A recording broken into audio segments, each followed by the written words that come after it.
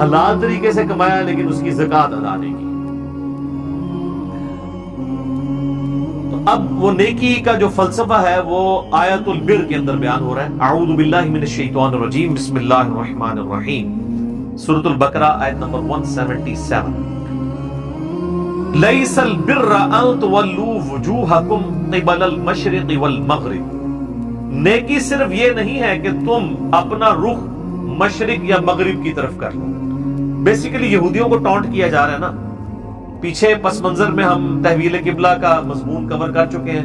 انہوں نے ایک لکیر پیٹنا شروع کر دی تھی کہ جب تک ابراہیمی قبلے کی طرف مسلمان نہیں گئے تھے تو یہ کہتے تھے کہ یروشلم تو ابراہیمی قبلہ ہے ہی نہیں ہے، لیکن آپس میں جمع گوئیاں کرتے تھے. جب اللہ تعالیٰ نے قبلہ یروشلم کی بجائے خانہ کعبہ کر دیا تو پھر انہوں نے اوپنلی یہ کہنا شروع کر دیا کہ یہ کیا ہوا، ابھی تک تو تم ہمارے قبلے کی طرف نماز پڑھ رہے تھے، اب تم نے اپنا قبلہ بدل لیا. حالانکہ وہ اندر سے ہی جانتے تھے کہ ابراہیمی قبلہ جو ہے وہ خانہ کعبہ ہے. قبلہ اول بھی کعبہ ہے، قبلہ آخر یعنی فائنل قبلہ بھی کعبہ ہے. قبلہ اوسط درمیانی پیریڈ کے لیے جو صحیح بخاری میں آتا ہے 17 مہینے تک کے لیے وہ بیت المقدس جسے یروشلم بھی کہتے ہیں، ایلیا بھی کہتے ہیں، اور بعد میں وہاں پہ حضرت عمر کے دور میں مسجد اقصیٰ بھی بن گئی. ویسے جو اس کو مسجد اقصیٰ احادیث کے اندر آیا ہے یا قرآن حکیم میں سورہ بنی اسرائیل میں، اس سے مراد دور کی مسجد ہے. تو اللہ تعالیٰ ہمارا یہ کوئی نیکی صرف یہ نہیں ہے کہ آپ کا رخ مشرق کی طرف ہے یا مغرب کی طرف. اللہ کو کیا فرق پڑتا ہے؟ پہلے آیات گزر چکی ہے نا کہ تم جس طرف بھی رخ کرو گے اللہ کا چہرہ پاؤ گے. اللہ کو تو فرق نہیں پڑتا. اور واقعی دنیا میں بھی آپ دیکھ لیں، یعنی ہم سب کانٹیننٹ کے لوگوں کا جو قبلہ ہے وہ مغرب کی جانب ہے، لیکن اگر آپ یورپ میں چلے جائیں، افریقہ میں چلے جائیں تو ان کا قبلہ مشرق کی جانب ہے، کیونکہ سینٹر میں آ جاتا ہے نا خانہ کعبہ شریف.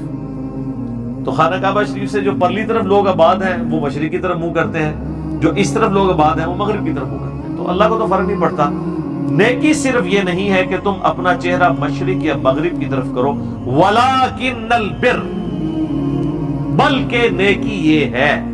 اب گنتے جائیں جناب چیزیں. من آمن باللہ، جو کوئی ایمان لائے اللہ پر، والیوم الآخر، اور قیامت کے دن. اللہ پر ایمان لانا کافی نہیں جب تک آخرت کو نہیں مانیں گے کہ اللہ نے پوچھنا بھی ہے. ویسے تو مزے ہی مزے ہیں، اگر اللہ نے پوچھنا نہ ہو تو اللہ کو ماننے یا نہ ماننے سے کوئی فرق نہیں پڑتا. آج آپ دنیا میں کسی کو آفر دینا کہ اللہ کو مان لو تو جنت ملے گی، نہ مانو تو کچھ نہیں ہوگا. لوگ کہیں کہ ٹھیک ہے جی ادھر ہی جنت بنا لیتے ہیں.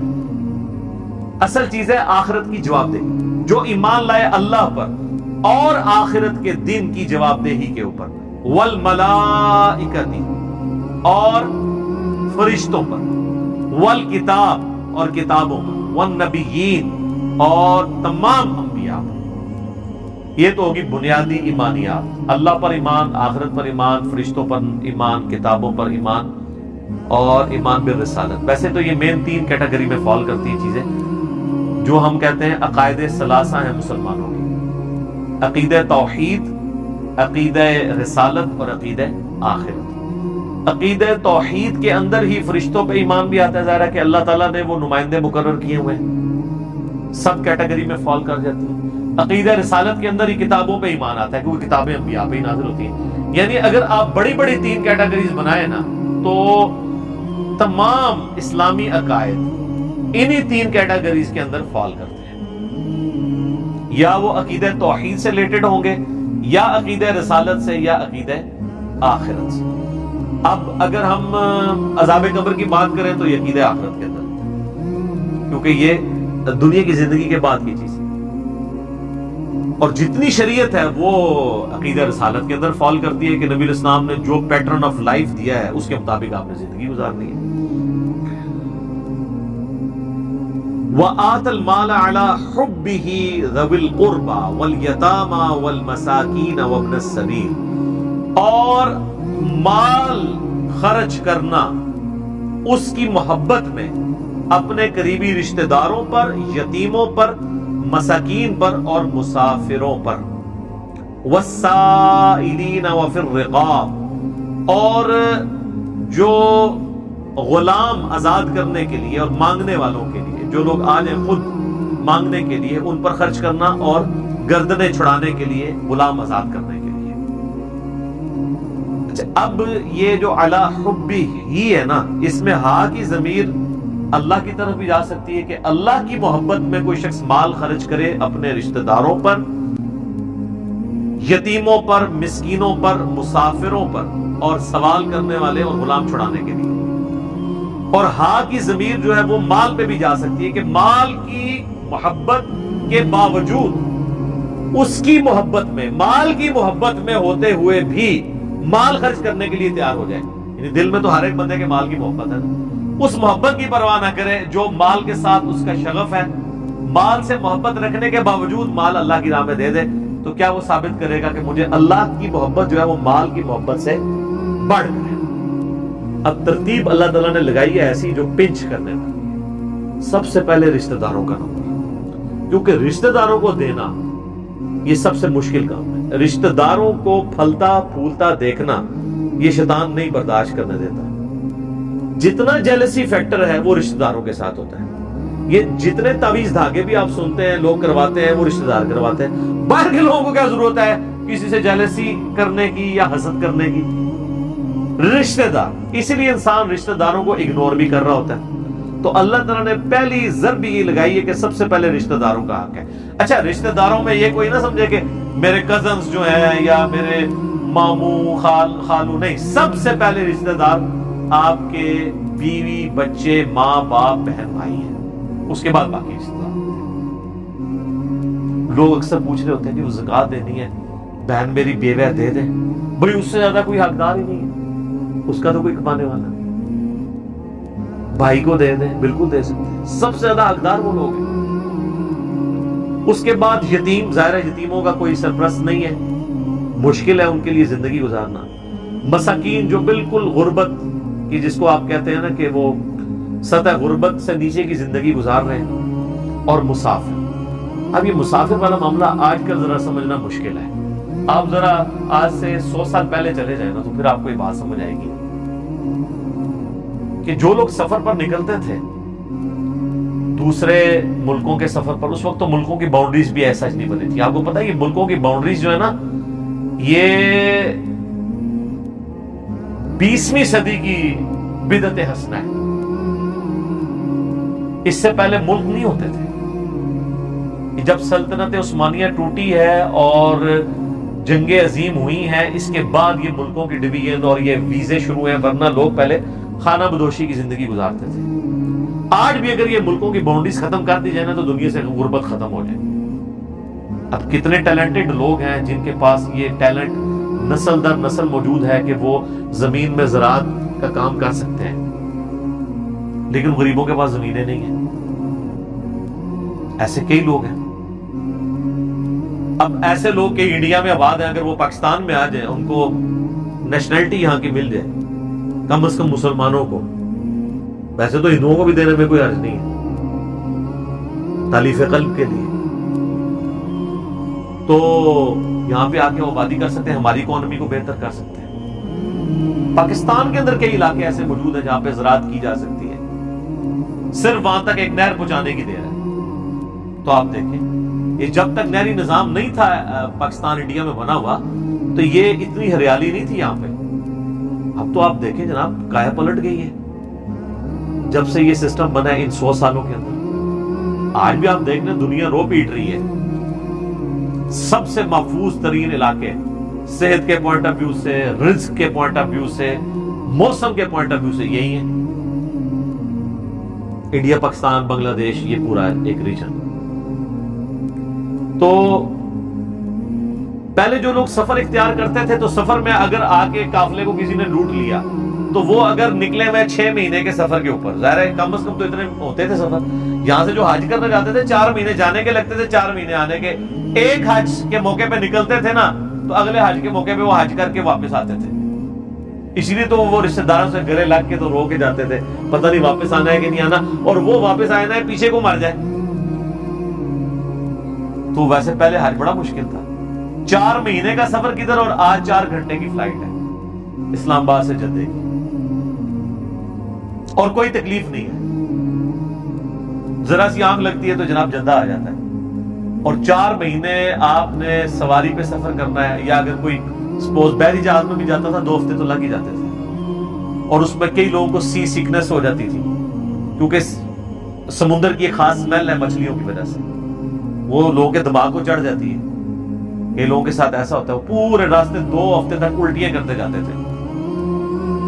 ویسے بھی اگر 2 ہفتے آپ کو ایک جگہ پہ قید کر دیا جائے، ابھی یہ کورونا کی وجہ سے لوگ قید ہیں تو آپ دیکھیں کتنی مشکل زندگی ان کے لیے ہوئی ہے، تو لوگ اس طرح وہ مشکل کی تکلیف کی زندگی گزارتے تھے۔ آج کے دور کو نہ دیکھیں، جب انٹرنیٹ ہے تو آپ آج جناب تھوڑے پیچھے ٹوٹی کٹ دی نا نیٹ والی، ایک دن نہیں تھوڑا لگنا، آپ امیجن کریں نیٹ بند ہو جائے۔ وہ کسی نے پرائم منسٹر کو مشورہ دیا تھا آپ نے لوگوں کو گھر میں رکھنا ہے تو مفت انٹرنیٹ کا کنیکشن دے دیں ان کو، نہیں نکلیں گے باہر۔ تو اس زمانے کی بات ہو رہی ہے، آج سے 100 سال پہلے، وہ پرانی بات بھی نہیں۔ تو قرآن کے نزول کو آلموسٹ 1400 سال گزر چکے ہیں۔ اگر آپ 1400 سال میں دیکھیں تو صرف یہ 100 سال ڈیفرنٹ ہے، پہلے 1300 سال تو وہی ہیں جو ہم ڈسکس کر رہے ہیں اس میں۔ مسافر، اب جس مسافر کی جیب کٹ گئی ہے تو وہ تو آ گیا، اب زکوٰۃ لینے کے قابل ہو گیا، اس کی پلے تو کوئی شے نہیں ہے، تو اسی لیے ترغیب دلائی گئی ہے کہ مسافروں کو دینا ہے۔ تو مسافر واقعی ضرورت مند ہو سکتا ہے، اب وہ ایزی لوڈ تو نہیں کروا سکتا گھر سے، اگر جیب کسی کی کٹ گئی ہے تو آج کے زمانے کی بات ہے۔ ایون آج بھی جن لوگوں کو ٹیکنالوجی کی خبر نہیں ہے، یا جن لوگوں کو پیچھے کوئی سپورٹ کرنے والا نہیں ہوتا، دوسرے شہروں میں آتے ہیں خریداری کے لیے، جیب کٹ گئی ہے، ان کے پاس بیچاروں کے پاس واپسی جانے کا کرایہ بھی نہیں ہوتا، جینوئن ایشو بھی آ جاتا ہے۔ بعض اوقات تو خیر لوگ ایسے جو روزانہ ہی کرایہ مانگ رہے ہوتے ہیں، وہ تو ایک پروفیشنل ہے، ان کی بات نہیں ہو رہی ہے۔ تو اس کا بڑا آسان طریقہ میں اکثر بتاتا ہوں کہ اگر کوئی اس طرح کا بندہ آپ کو مل جاتا ہے نا، جو کہتا ہے میں نے فلاں جگہ جانا ہے، تو اسے پیسے دینے کی بجائے نا اسے ٹرین میں یا بس میں بٹھائے،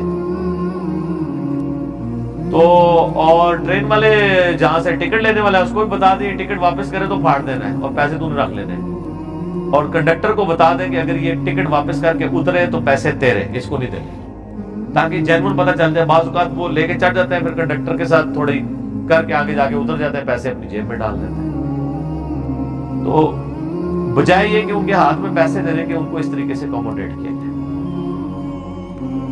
اور سائلین جو ہے واقعی جو مانگنے والے ہیں، اب وہ مانگنے والا پروفیشنل نہ ہو، وہ ظاہر آج کی ڈیٹ میں ذرا مشکل ہوتا ہے جج کرنا ایک عام بندے کے لیے۔ جو لوگ تھوڑے سے یعنی اس ایشو کے ساتھ وابستہ ہیں، یا جو آپ سمجھ لیں مارکیٹ کے اندر بیٹھے ہیں، وہ تو روزانہ شکلیں دیکھ دیکھ کے ان کو پتہ چل گیا ہوتا ہے کہ یہ تو روزانہ مانگنے آتے ہیں، تو ایسے لوگوں کو تو اسلام کہتا ہے آپ نے ڈسکریج کرنا ہے، پروفیشنل بیگرز کو ڈسکریج کرنا ہے۔ ڈسکریج کرنے کا یہ مطلب نہیں ہے کہ ان کو صلواتیں سنانی ہے، بلکہ وہ آگے جائے گا، بنی اسرائیل میں آ جائے گا کہ تم نے جھڑکنا نہیں، اگر کسی کو نہیں دینا تو اس کو جھڑکو مت، بلکہ احسن طریقے سے بات کو ٹال دو۔ کوئی شخص کہتا ہے روٹی کھانی ہے تو روٹی کھلا دیں اس کو، بجائے روٹی کے پیسے دے دیں، تاکہ کم از کم یہ کنفرم ہو جائے کہ اس نے روٹی کھانے کے لیے مانگے۔ وفر رقاب، اور غلام آزاد کرنے کے، غلام آزاد کرنے میں تو اس وقت غلامی کا ایک دور تھا، تو اللہ تعالیٰ نے اس چیز کو انکریج کیا کہ غلام کو آزاد کرنے کا اتنا ثواب ہے، حتیٰ کہ آپ دیکھیں کہ ہماری کئی ایک عبادات کے کفارے کے طور پر غلام آزاد کرنے کی بات ہوئی ہے۔ روزہ توڑ لیا تو غلام آزاد کرو، قتل خطا ہو گیا کسی سے، جان بوجھ کے نہیں، ایکسیڈنٹل، وہ بھی ایک غلام آزاد کرے گا، دیت تو اللہ دے گا، غلام بھی الگ سے آزاد کرے گا۔ اسی طریقے سے قسم توڑ دیا، اس کا کفارہ بھی ہے، ایک غلام آزاد کرے گا۔ اس چیز نے آہستہ آہستہ غلامی والا سسٹم دنیا سے ایلیمنیٹ کر دیا۔